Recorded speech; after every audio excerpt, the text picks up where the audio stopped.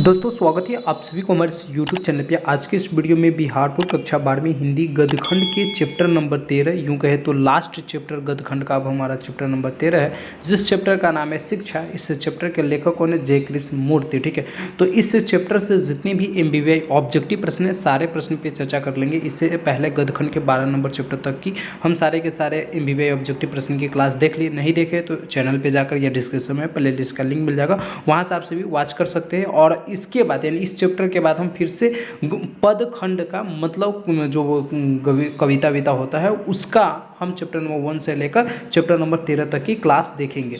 तो वीडियो काफ़ी महत्वपूर्ण होगा, इसलिए आप सभी ध्यान से देखिए। आइए बिना देरी के हुए इस चैप्टर के जितने भी MBBI ऑब्जेक्टिव क्वेश्चन है चर्चा करते हैं। पहला नंबर क्वेश्चन देखिए, कह रहे जय कृष्ण मूर्ति का पूरा नाम क्या है? काफ़ी MBBI क्वेश्चन है, काफ़ी बार एग्जाम में पूछा जाता है कि जय कृष्ण मूर्ति का पूरा नाम क्या है? जद कृष्ण मूर्ति, जिद्दू कृष्ण मूर्ति, जिद कृष्ण मूर्ति या सजद कृष्ण मूर्ति। तो जय कृष्ण मूर्ति का पूरा नाम जो है ये जिद्दू कृष्ण मूर्ति है। करेक्ट आंसर आप सभी याद रखोगे डी है। अगला प्रश्न के यहाँ पे प्रश्न कह रहा है दूसरा नंबर प्रश्न, जहाँ भय वहाँ मेधा नहीं हो सकती, किस पठित पाठ की यह उक्ति है? मतलब यह जो वाक्य है यह वाक्य किस पाठ में कहा गया? जैसा कि अभी हम चैप्टर नंबर 12 तक की क्लास देखते हैं और काफ़ी बार बताते हैं कि आपके जो बुक होता है ना उस बुक के कहीं ना कहीं बीच से लाइन उठाकर दे देगा, पूछेगा किस पाठ की यह पंक्ति है या किस कविता की पंक्ति है, किस कविता में यह कहा गया, किसने कहा। इस प्रकार से क्वेश्चन पूछा जाता है। ऑप्शन ए में कह रहा है अर्धनारीश्वर, ऑप्शन बी में कह रहा है ओषा दानेरा, ऑप्शन सी में कह रहा है सिपाही की माँ और ऑप्शन डी में कह रहा है शिक्षा। तो दूसरे नंबर प्रश्न का करेक्ट आंसर हो जाएगा यह जो है शिक्षा पाठ में उदित है, यानी इस शिक्षा पाठ में कहा गया जहाँ भय है वहाँ मेधा नहीं हो सकती, किस पठित पाठ में यह उक्ति आई है? तो शिक्षा। अगला प्रश्न की यहाँ पे तीसरा नंबर प्रश्न कह रहा है लीड बेटर की नज़र में जय कृष्ण मूर्ति क्या थे? जो लीड बेटर थे, जब आप चैप्टर को पढ़ेंगे, देखिए ऑब्जेक्टिव प्रश्न करने से पहले यदि आप अच्छे से एक बार बुक को पढ़ लेते हैं तो काफ़ी आसान हो जाएगा क्वेश्चन याद करना। ठीक है, इसलिए मैं बार बार कहता हूं कि जो भी छात्र यदि आप हमारा वीडियो देखते हैं तो इससे पहले एक बार चैप्टर को पढ़ लीजिए। ठीक है, या क्वेश्चन आंसर कर लीजिए, उसके बाद जाकर चैप्टर को पढ़ लीजिएगा, सारा डाउट क्लियर हो जाएगा। लीड बेटर की नज़र में जय कृष्ण मूर्ति क्या थे? राज्य शिक्षक थे, देश शिक्षक, विश्व शिक्षक या गाँव शिक्षक थे? तीसरे नंबर क्वेश्चन का करेक्ट आंसर आपका हो जाएगा सी, विश्व शिक्षक थे। अगला प्रश्न के यहाँ पे चौथा नंबर प्रश्न क्या कह रहा है जय कृष्ण मूर्ति की इनमें से कौन सी रचना है? जय कृष्ण मूर्ति के रोज नहीं है, संपूर्ण क्रांति नहीं है, बातचीत नहीं है, शिक्षा हो जाएगा। क्या हो जाएगा? शिक्षा हो जाएगा। यह जय कृष्ण मूर्ति की रचना है। अगला प्रश्न के यहाँ पे पांचवा नंबर प्रश्न कह रहा है जय कृष्ण मूर्ति का जन्म कहाँ हुआ था? जय कृष्ण मूर्ति का जन्म कहाँ हुआ था? उत्तर प्रदेश में, आंध्र प्रदेश में, मध्य प्रदेश में या कर्नाटक में? तो पांचवें नंबर प्रश्न का करेक्ट आंसर आपका बी हो जाएगा, आंध्र प्रदेश में जय कृष्ण मूर्ति का जन्म हुआ था। क्वेश्चन यहाँ पर देखिए 6 नंबर प्रश्न कह रहा है कि माँ की मृत्यु के समय जय कृष्ण मूर्ति कितने वर्ष के थे? जब माँ की मृत्यु हो गए थे उस समय जय कृष्ण मूर्ति जो थे ये कितने वर्ष के थे? 10 वर्ष, 12 वर्ष, 15 वर्ष या 20 वर्ष के? तो छठे नंबर क्वेश्चन का आपका करेक्ट, जब जय कृष्ण मूर्ति की माँ की देहांत हो गया था उस समय है ना जय कृष्ण मूर्ति मात्र और मात्र 10 वर्ष के थे। करेक्ट आपका क्या हो जाएगा? ए हो जाएगा, याद रखोगे। अगला प्रश्न के यहाँ पे 7वां नंबर प्रश्न कह रहा है, 7वां नंबर प्रश्न क्या कह रहा है जय कृष्ण मूर्ति की शिक्षा कृति क्या है? जो यह शिक्षा है ये एक प्रकार का क्या है? गद्यखंड में भी क्या है? संभाषण है, निबंध है, संस्मरण है या एकांकी है? 7वें नंबर प्रश्न काफी विवेक क्वेश्चन है। तो जय कृष्ण मूर्ति की जो यह शिक्षा है ये एक प्रकार का संभाषण है। करेक्ट आंसर आप सभी ये बताओगे। अगला क्वेश्चन देखिए यहाँ पे 8वां नंबर प्रश्न कह रहा है मेधा कहाँ नहीं हो सकती? मेधा कहाँ नहीं होती? तो जहाँ भय हो, क्या? जहाँ भय हो वहाँ मेधा नहीं हो सकती, क्योंकि अभी जस्ट हम यहाँ पे पढ़ रहे थे। ठीक है, इसीलिए कहते हैं कि यदि आप हमारे वीडियो को देखोगे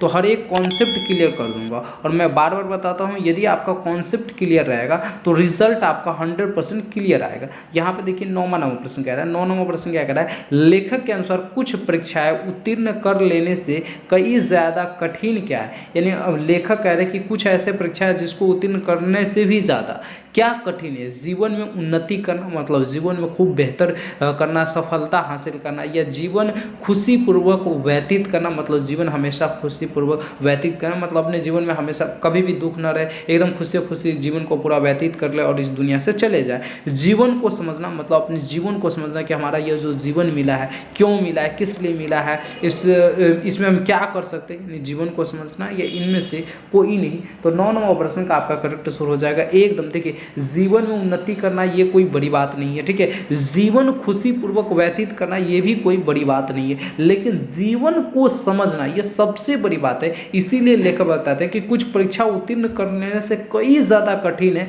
कि आप अपने जीवन को समझ पाते कि नहीं। क्योंकि हम लोग देखिए पढ़ाई कर रहे हैं और पता ही नहीं कि क्यों पढ़ रहे हैं। बहुत सारे छात्र ऐसे, अभी उससे पूछ लो, जैसे वो 12th की तैयारी करे, आप लोग 12th की तैयारी, और आपसे पूछ लिया जाए क्यों पढ़ रहे हो, तो केवल कहोगे आप क्या कि 12th की एग्जाम देने के लिए। अरे बाबू, ये आपका लक्ष्य नहीं होना चाहिए। आपका लक्ष्य बहुत बड़ा होना चाहिए कि हम आखिर यह पढ़ाई पढ़ रहे हैं तो क्यों पढ़ रहे हैं, हमें जीवन में क्या करना है। अगला क्वेश्चन देखिए, 10 नंबर प्रश्न कह रहा है, लेखक के अनुसार सच्ची शिक्षा हमें क्या देती है। लेखक के अनुसार सच्ची जो शिक्षा होता है, मतलब एक अच्छा शिक्षा हमें क्या देगा, रोजगार देगा, प्रसिद्धि देगा, व्यापकता देगा, या इनमें से कोई नहीं। मैं बार बार कहता हूँ कि पढ़ लिख कर नौकरी पाना बड़ी आसान काम है, लेकिन एक अच्छे इंसान बन जाना बड़ी ही कठिन काम है। तो आपसे भी हमेशा कोशिश कीजिएगा बाबू, पढ़ लिख कर एक अच्छे इंसान बने, न कि नौकरी पाने के चक्कर में लगे रहे। तो लेखक के अनुसार जो सच्ची शिक्षा होता है यह हमें क्या देता है, तो आपके 10 नंबर प्रश्न का करेक्ट आंसर क्या हो जाएगा, व्यापकता देता है। करेक्ट आंसर आपसे भी सी बताओगे। अगला क्वेश्चन देखिए, यहाँ पे 11 नंबर प्रश्न कह रहा है, बचपन में किस वातावरण में रहना आवश्यक है। बचपन में किस वातावरण में रहना आवश्यक है,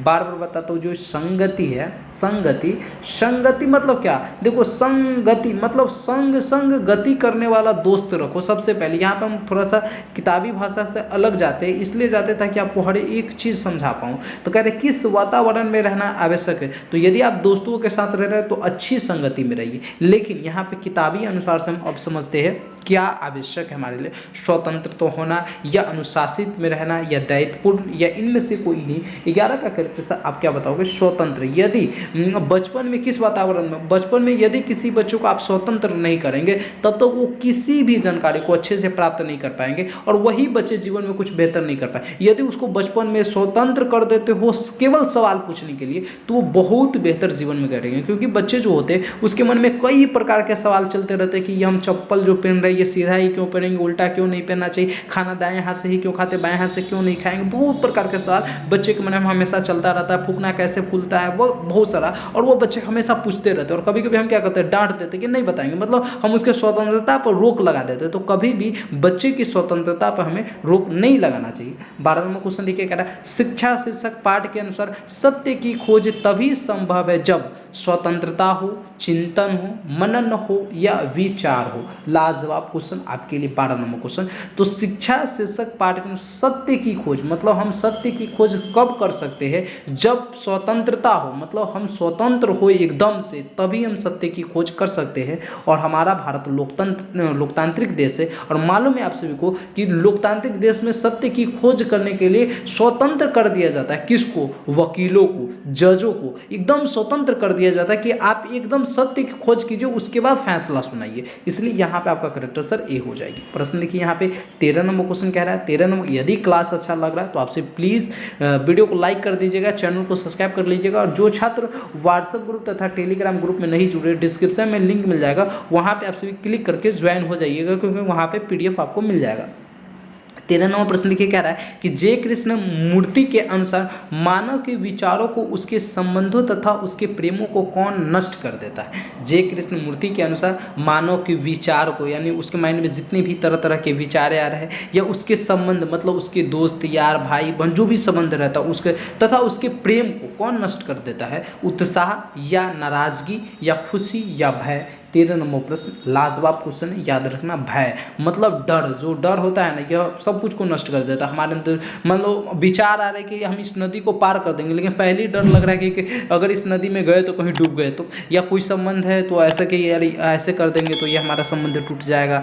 कोई प्रेम हम किसी से करते हैं तो डर बना हुआ है कि यार ऐसे हो जाएगा। तो ये डर जो होता है ना, सब कुछ को नष्ट कर देता है। भय जो है ये सब कुछ को नष्ट कर देता है, इसलिए हमें भयभीत कभी भी नहीं रहना चाहिए। यहाँ पे 14 नंबर क्वेश्चन देखिए, कह रहा है जे कृष्ण मूर्ति के अनुसार संपूर्ण विश्व किस ओर अग्रसर है। है, मतलब पूरा जो विश्व है ये किस ओर आगे बढ़ रहा है, विकास की ओर, नशा की ओर, नाश की ओर, सीधे नाश दिया है यहाँ पे, नशा होगा हालांकि, नशा की ओर या प्रतिस्पर्धा की ओर, या इनमें से कोई नहीं। 14 नंबर प्रश्न लाजवाब प्रश्न है। तो यहाँ पे आपका करेक्ट आंसर क्या हो जाएगा, सॉरी नशा नहीं होगा, नाशी होगा। मतलब जे कृष्णमूर्ति के अनुसार जो संपूर्ण विश्व है ये किस ओर अग्रसर बढ़ रहा है, तो नाश की ओर, मतलब विश्व ये जो हमारा पृथ्वी है इसको नाश कर रहा है, बर्बाद कर रहा है, तबाहो बर्बाद कर रहा है। और देखिए एक मैं कहानी बताता हूँ, जब आपका कपड़ा गंदा हो जाता है, जब आपका कपड़ा गंदा हो जाता है तो आप क्या करते हैं, सर्फ या साबुन से क्या करते हो, उसे धोते हैं, ठीक है। इसी प्रकार से जब ये पृथ्वी पूरा का पूरा गंदा हो जाएगा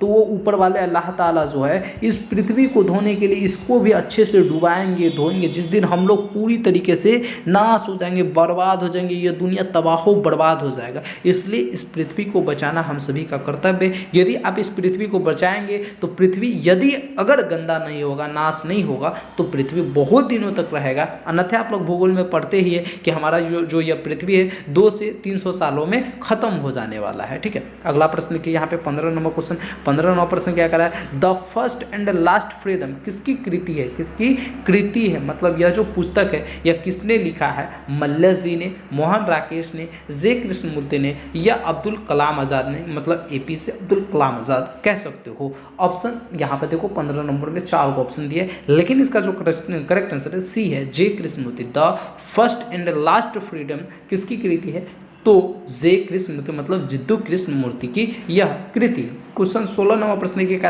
रहा साम्यवादी किससे लड़ रहा है, समाजवादी से, पूंजीपति से, शतावादी से, या इनमें से कोई नहीं। 16 नंबर क्वेश्चन। तो जो साम्यवादी है यह पूंजीपति से लड़ रहा है, चैप्टर में बताया जाता है। यहाँ पे देखिए 17 नंबर क्वेश्चन कह रहा है, जे कृष्णमूर्ति का जन्म कब हुआ था, जे कृष्णमूर्ति के जगह जिद्दू कृष्णमूर्ति भी थे, ठीक है। तो बताओगे इसका जन्म कब हुआ था। ऑप्शन ए में कह रहा है 12 मई 1895 ईस्वी को, ऑप्शन बी में कह रहा है 18 जून 1892 ईस्वी को, ऑप्शन सी में कह रहा है, क्या कह रहा है, ऑप्शन सी में कह रहा है आपका 23 मई 1858 ईस्वी को, और ऑप्शन डी में कह रहा है 15 अगस्त 1902 ईस्वी को। तो 17 नंबर प्रश्न का आपका करेक्ट आंसर हो जाएगा 12 मई 1895 ईस्वी को लेखक का जन्म हुआ था। कहाँ हुआ था, आंध्र प्रदेश में, ठीक है। करेक्ट आंसर याद रखना। चलो अगले प्रश्न पे चर्चा करते हैं। 18 नंबर क्वेश्चन देखिए, 18 नंबर प्रश्न कह रहा है जे कृष्णमूर्ति का पूरा नाम क्या है। क्वेश्चन यहाँ पे क्या है, रिपीट या क्वेश्चन आ गया, जिद्दू कृष्णमूर्ति। 18 का करेक्ट आंसर आपका